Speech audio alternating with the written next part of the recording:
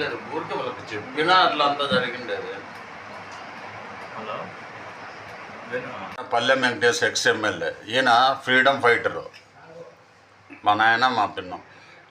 ఈయన వచ్చి మూగాయన, ఈయన వచ్చి ల్యాండ్ లార్డ్, ఈయన వచ్చి బెంగళూరులో పవర్ లూమ్స్ ఫ్యాక్టరీ పెట్టుకోండి. అతను అంతా నలుగురు.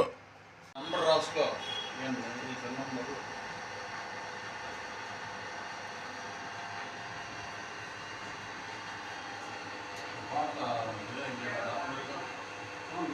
నేనే ఓపెన్ చేసింది. ఆయన ఎస్ఎం మిమ్మల్కి ఇష్టం వచ్చాడంటే రాలేదు. నేనే పోయి అందరికీ గార్లెట్ వేసి స్వీట్ పంచి అతను స్టేషన్ మాస్టర్ గోపాల్ నాయకుడు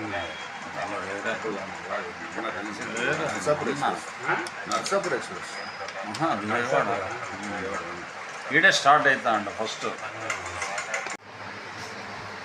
మా ఆయన ఫోకస్ కావాలన్నప్పా.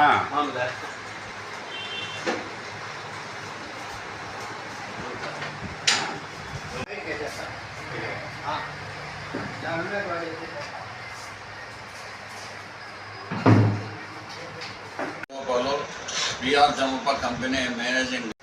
మహాత్మా గాంధీ గారు స్వాతంత్ర సమయానికి మొదటి మెట్టుగా దీన్ని ఇంట్రడ్యూస్ చేసి దీనికి ఎటువంటి సేల్ ట్యాక్స్ కానీ ఇన్కమ్ ట్యాక్స్ కానీ ఎటువంటి ట్యాక్స్ లేకోకుండా ఈ చేనేత రంగాన్ని ఎంతో ముందుకు తీసుకోమని ప్రతి ప్రభుత్వాలు కూడా ఆనాడు ఆయన విజ్ఞప్తి చేసినారు. అయితే ప్రభుత్వాలు ఇప్పుడు ఉండే పరిస్థితుల్లో అవేమీ అమలు చేయకోకుండా వాళ్ళు జరుపుకుంటున్నారు. అయితే మన ధర్మవరం పరిస్థితి చాలా దిగజారిపోయింది.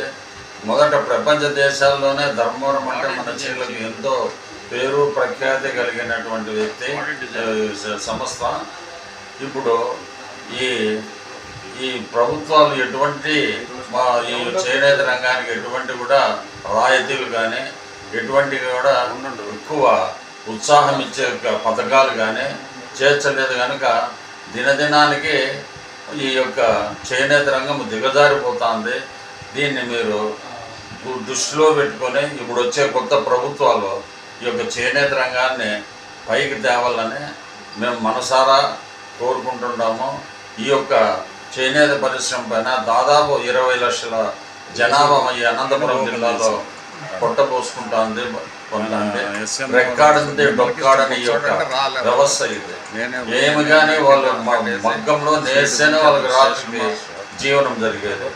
అటువంటి వ్యవస్థలో ఈ యొక్క ప్రభుత్వాలు నిర్లక్ష్యం చేసి ఎంతో మందిని ఈనాడు బజారు పాలు చేసి ఆత్మహత్యలకు పాల్పడుతున్నారు మగ్గం వీవర్స్ అంతా. కనుక ఇవంతా దృష్టిలో పెట్టుకొని ప్రభుత్వాలు దీనిపైన గమనం పెట్టుకొని ముందుకు ఈ యొక్క చేనేత రంగాన్ని పైకి తేవాలని కోరుకుంటున్నాను.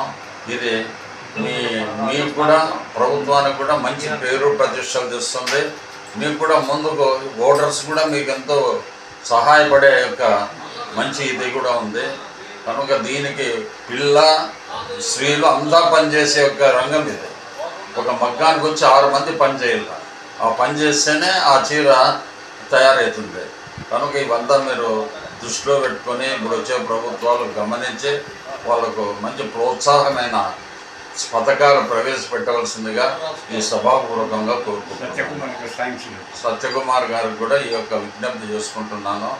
మీరు వచ్చినారు, మీరు మంచి ఎమ్మెల్యేగాను మంచి ఇది అనిపించుకొని ధర్మవరం ప్రజలను కాపాడవలసిందిగా కోరుకుంటాను. ధర్మవరం ప్రజలంతా మీకు ఎంతో ఓటేసి మిమ్మల్ని ఎంతో సత్కరించినారు. కనుక మీరు ఆ యొక్క ఇది పెట్టి ఈ చేనేత రంగాన్ని కాపాడవలసిందిగా కోరుకుంటున్నాను.